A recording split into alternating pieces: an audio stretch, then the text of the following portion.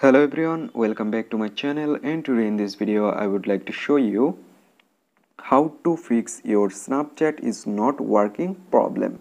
So let's begin our video. So first of all, you need to go on your Play Store, go to search bar and type Snapchat. So after open it, you need to check out your Snapchat is updated or not. If your Snapchat is not updated, make sure your Snapchat is updated. After update your Snapchat, then let's back. And now what should you do? You just need to go on your phone settings, and now you need to find out apps or apps management option. So I just find my apps, open on it, go to manage apps. Now go to search bar and type for Snapchat, open on it. Now at the bottom right side there have a option clear data, select on it. Now select clear case, then OK.